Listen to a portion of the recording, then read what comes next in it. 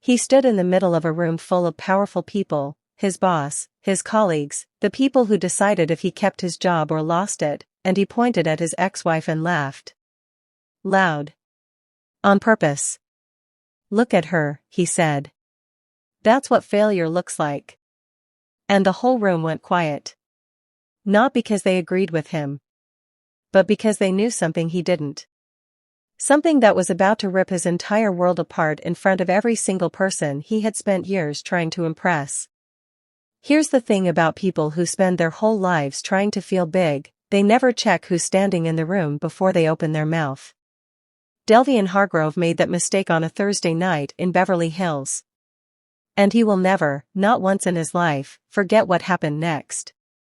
Before we get into this, if you've ever been underestimated, laughed at, or made to feel small by someone who thought they were better than you, drop a fire emoji in the comments right now.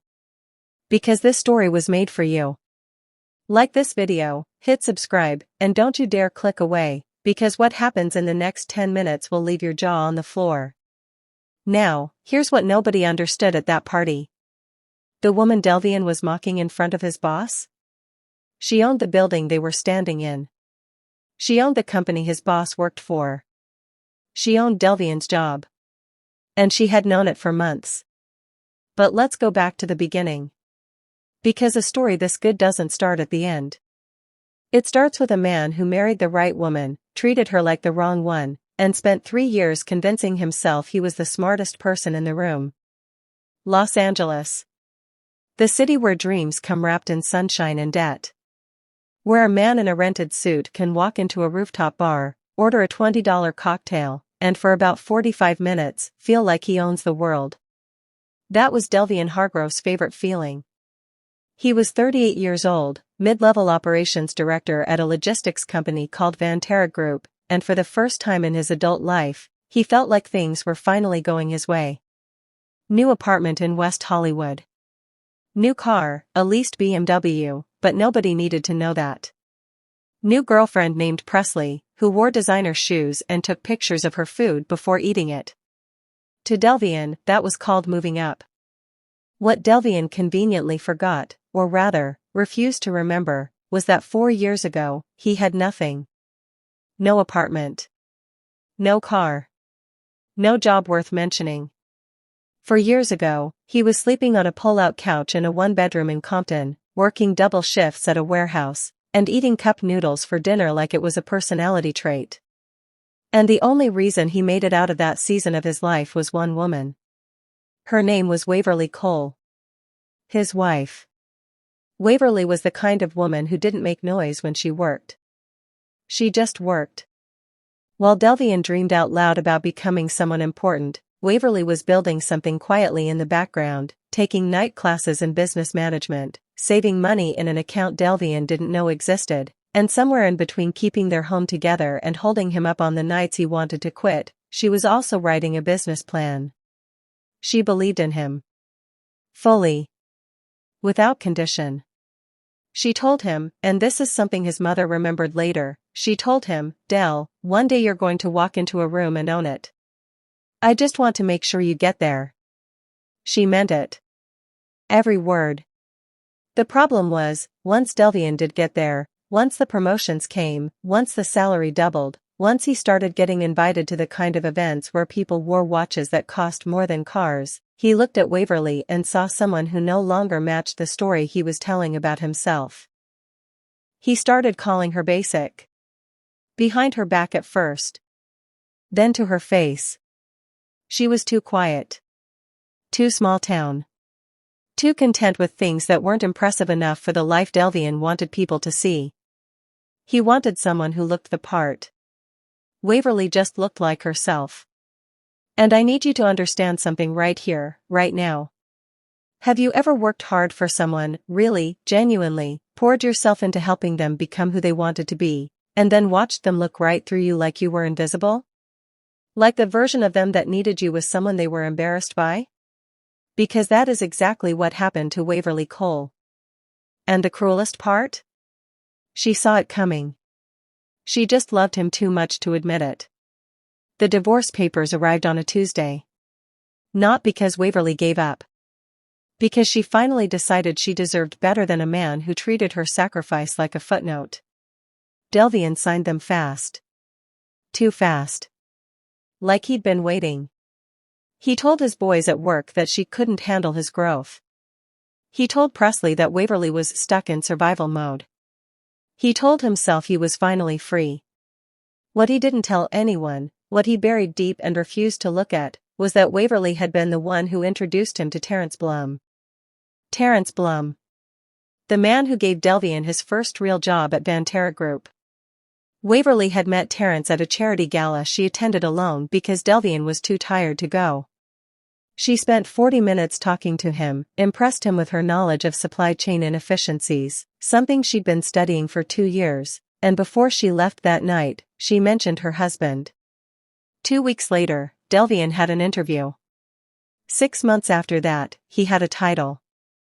He never thanked her for it. Not once. So let me ask you something.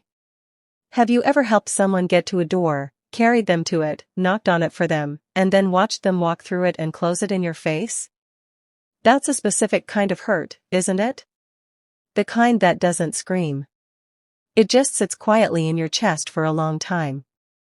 Waverly packed her things, moved into a small apartment in Pasadena, and got very, very quiet. Delvian moved Presley into their old place and started planning his next move up the ladder. He thought the story was over. He was wrong. 6 months after the divorce, Banterra Group announced its annual Leadership Excellence Gala. Top executives. Board members. Corporate clients worth hundreds of millions. The event was held at the Grand Meridian Hotel in Beverly Hills, the kind of place where the chandeliers alone cost more than most people's houses, and the valet guys wear uniforms that cost more than most people's suits. For Delvian, this was the night. His boss, a sharp, calculating man named Fordham Briggs, had told him quietly that there was a VP of Operations position opening up. One candidate would be announced at the gala. Delvian had been preparing for 3 weeks. New suit, bought, not rented. Silver tie. Cufflinks that caught the light. He rehearsed stories about his performance metrics in the shower. He told Presley to look impressive but not try hard and then felt good about himself for saying it. He walked into that gala like a man who had already won. The room was everything. Wall-to-wall marble floors. Jazz trio in the corner. Waitstaff with trays of champagne that floated by like they had somewhere important to be. Delvian found Fordham Briggs near the bar, shook hands with 2 board members whose names he'd memorized, and was already doing the mental victory lap when he turned, champagne in hand, and stopped cold. Across the room, standing near the window, was Waverly. She was wearing a navy dress. Nothing loud. Nothing flashy. Her hair was natural, pulled back simply. She was talking to a woman Delvian didn't recognize, older, silver-haired, the kind of composed that money buys over decades. Delvian stared. His first thought was, what is she doing here? His second thought, and this is where his character reveals itself, was, this is perfect. Because Fordham was standing 12 feet away. And Delvian Hargrove, who had been looking for a way to make himself look bigger all night, saw an opportunity gift-wrapped and standing right in front of him. He walked over. Not to greet her. Not to be civil. To perform. Waverly, he said, loud enough that heads turned. Wow. I didn't know they were letting +1s wander in tonight. Waverly looked at him. Calm. The way a lake looks calm before you realize how deep it goes. Delvian, she said simply. That was it. Just his name. But he needed more of a reaction than that. He needed her to flinch. To look small. To give him something he could use. So he turned to Fordham, who had now drifted closer, curious, and laughed. Fordham, you want to know something funny? This is my ex-wife. She used to tell me I'd never make it past entry level. He gestured at Waverly like she was an exhibit. Look how that turned out. Waverly said nothing. That silence should have been a warning. To anyone with sense, it would have been. But Delvian had never been good at reading the room when his ego was doing the driving. His colleague, a loud, eager man named Brantley Cook who laughed at everything Delvian said because Brantley wanted a promotion too, walked over and grinned. "So this is the ex, huh? She looks like she walked off a PTA committee." Delvian laughed. "Big, unguarded, ugly. Right? This is what I left behind, gentlemen. A woman who peeked at a Pasadena apartment and a discount grocery store loyalty card." A few people nearby chuckled nervously. Most people didn't. Most people were watching something Delvian couldn't see, watching the silver-haired woman beside Waverly go very, very still. Watching Fordham Briggs' expression shift from awkward amusement to something that looked disturbingly close to dread. Delvian didn't notice.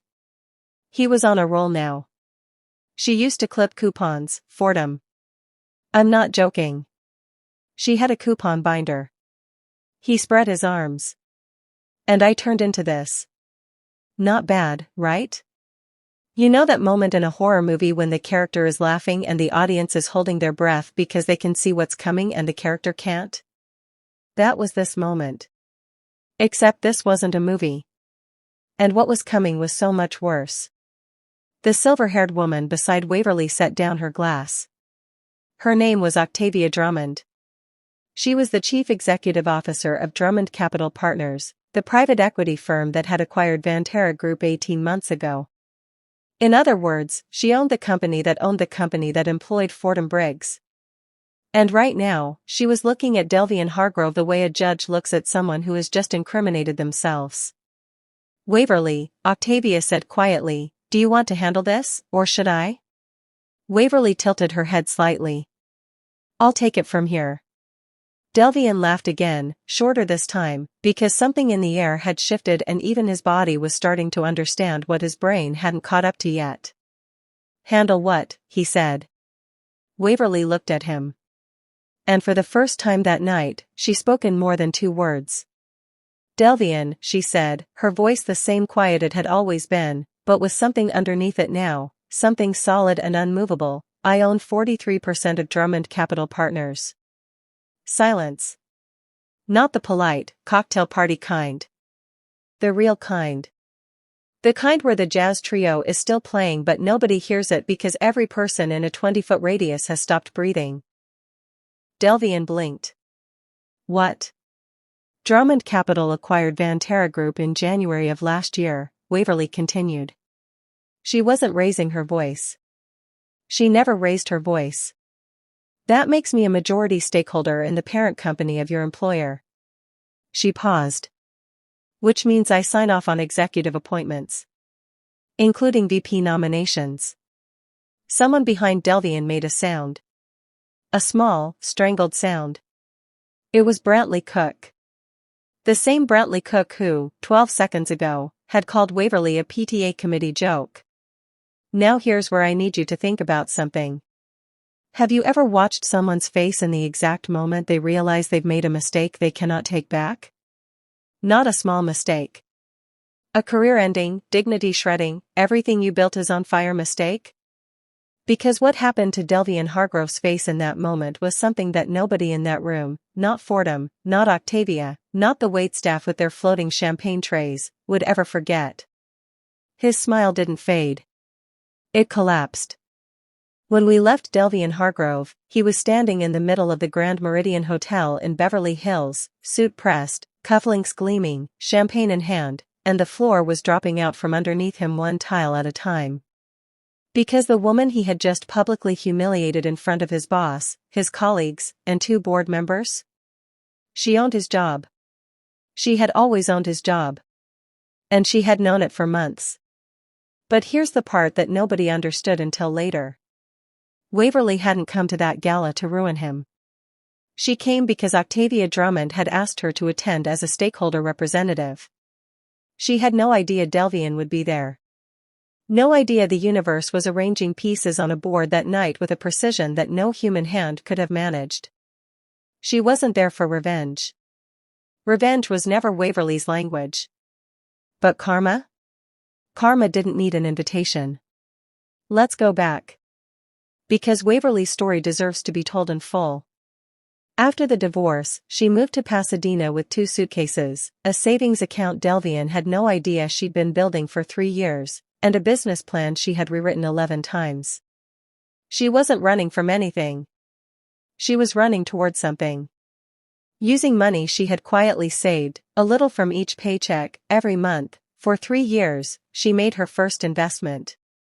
A small stake in a logistics tech startup out of San Francisco run by a woman named Corbin Mays, who Waverly had met at one of those night classes Delvian thought were a waste of time.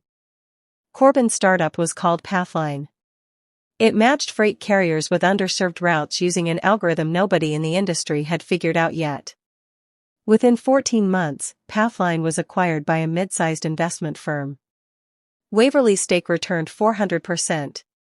She didn't celebrate. She reinvested.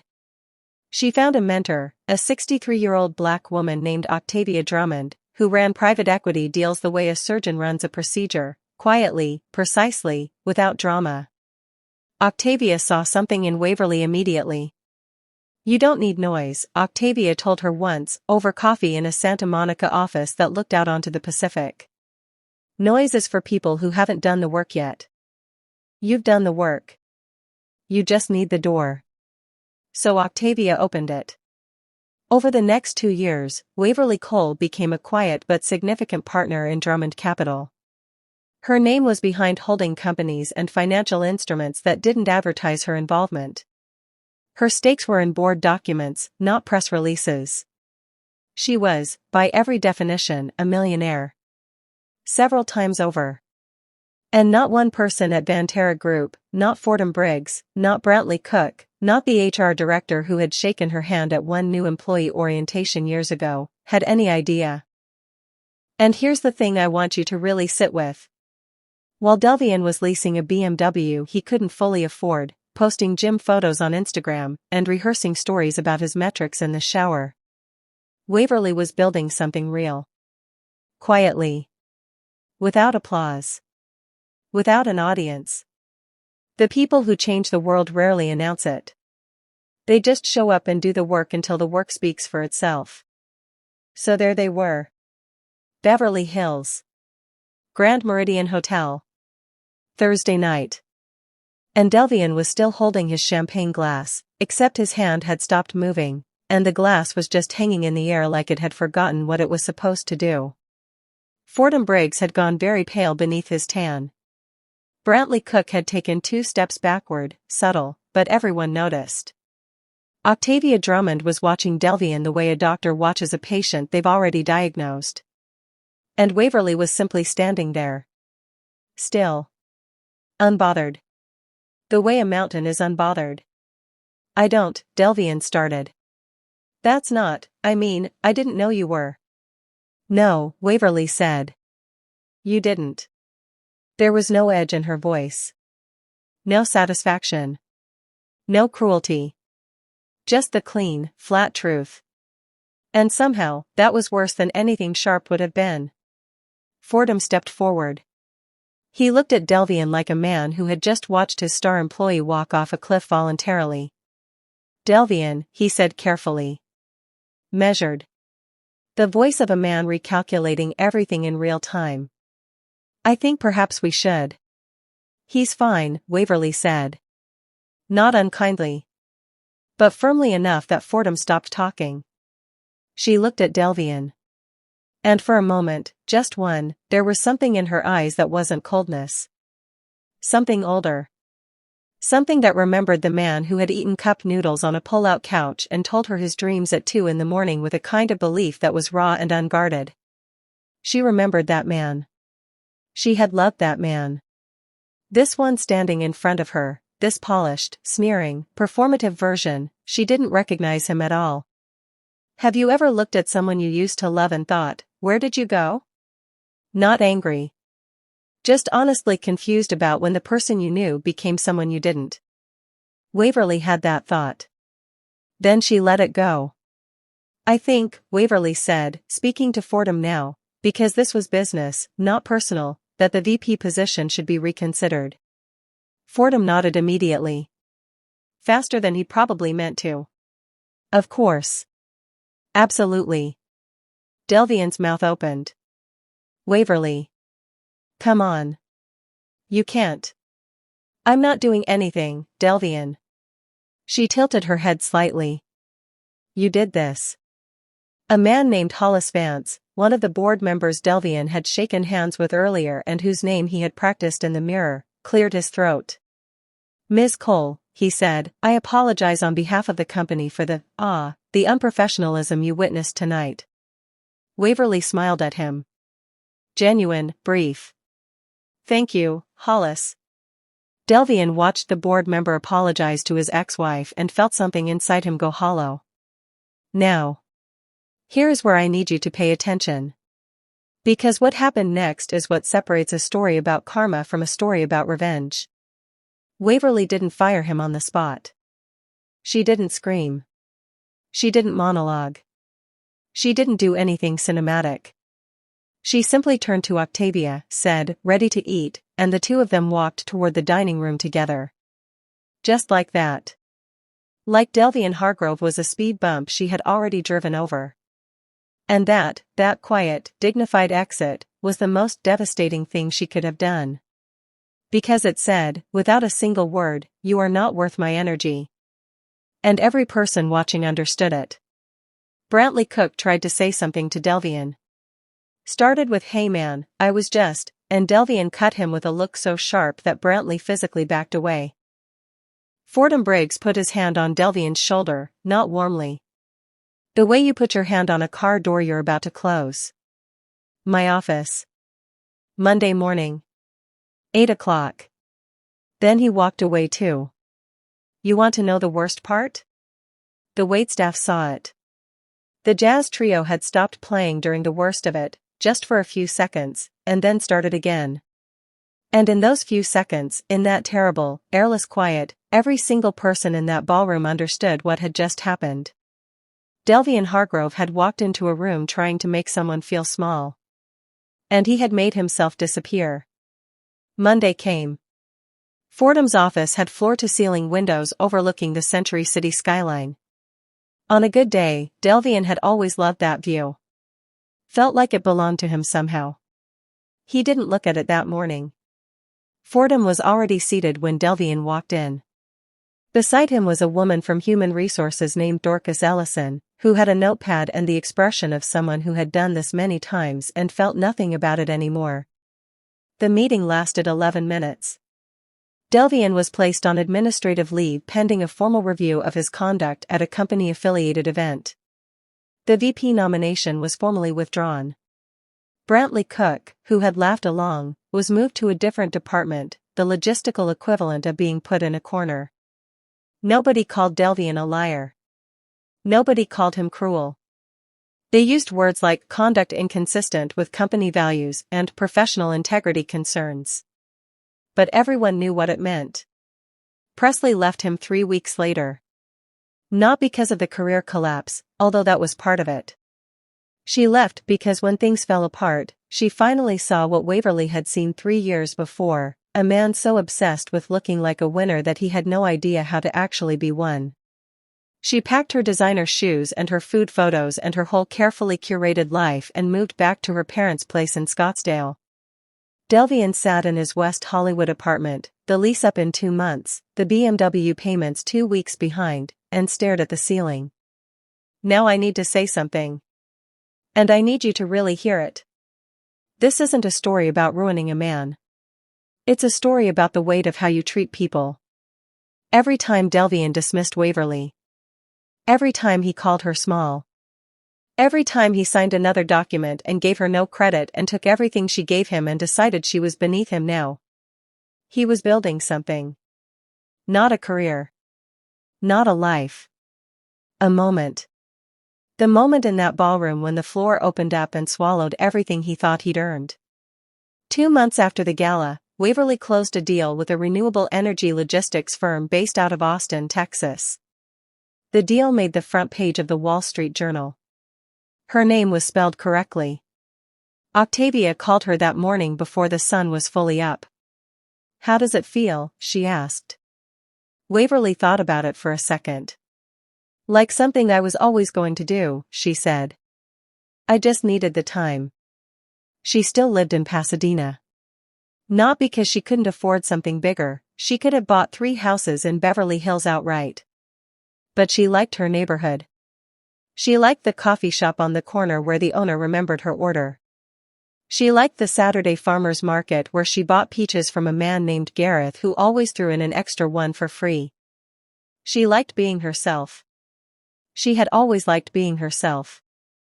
It was other people who had a problem with that. Here's something nobody tells you about the people who build things quietly while everyone around them is making noise. They never needed your applause. They were building it for themselves. The recognition, when it came, was just the world catching up to something they already knew. Waverly Cole knew who she was when she was eating cup noodles too. She knew when she was alone in a Pasadena apartment with 2 suitcases and a business plan. She knew when she was standing at a ballroom window talking to an older woman while her ex-husband crossed the room looking for something to break. She always knew. 6 weeks after the gala, Delvian sent Waverly an email. It took him 4 drafts. The final version was 3 paragraphs. The first was an apology. The second was an explanation, which is not the same thing as an apology, but people often confuse them. The third was a question, whether there was any path back into professional consideration at Drummond Capital. Waverly read it once. She typed 1 line. I wish you well, Delvian. I really do. She sent it. Closed her laptop. And went to make coffee. No threat. No lecture. No list of everything he'd done wrong. Just 5 words. And somehow those 5 words contained everything. Because here is what they really said: you are not even my enemy. You are just someone I used to know. There is no greater dismissal in this world than indifference from someone who once loved you. And Delvian understood that. He read her reply 14 times. And every time it meant the same thing. Delvian eventually found another job. Lower title. Different city, Phoenix, Arizona. He started over. Whether he became a better man, no one in this story can say for certain. That part belongs to him. But he became a quieter one. He stopped performing in rooms. Stopped making himself big by making other people small. Stopped chasing the version of success that needed an audience to mean something. Whether that counted as growth or just exhaustion, only time would tell. And Waverly Cole? She kept building. Quietly. Precisely. Without drama. The way she always had. The way she always would. Because here is the truth that this whole story has been building toward. The people who truly have something? They don't need to prove it. The people who are truly strong? They don't need you to be weak. And the people who are truly free? They don't spend their energy on revenge. They spend it on their next move. Delvian Hargrove walked into that ballroom trying to make someone look small. He walked out with nothing. Waverly Cole walked into that ballroom with no agenda. She walked out exactly as she came in. Whole. Unmoved. And already thinking about Austin. So the next time someone looks at your quiet, looks at your small apartment or your regular car or your unremarkable Tuesday and decides that makes you a loser. Let them. Let them laugh. Let them perform for whoever they're trying to impress. And then go home. Open your laptop. And get back to work. Because the people who counted you out, they don't get a front row seat to your comeback. They get a view from the parking lot. If you got something from this story, if it hit somewhere real, like this video, share it with someone who needs to hear it, and subscribe so you don't miss what comes next. Drop in the comments, have you ever been underestimated by someone who needed you to stay small? Tell me your story. I'm listening. That's the end of Waverly and Delvian's story. But your story? That one's still being written. Hit like if this one landed. Share it with someone who's been counted out. Subscribe, because next week, we've got another story that will leave you absolutely speechless. I'll see you there. The end. Hi everyone, it's me again. Thank you so much for always staying to the end of every story. It means a lot to me. And please don't forget to like, comment, share, and subscribe. See you in the next story. Bye.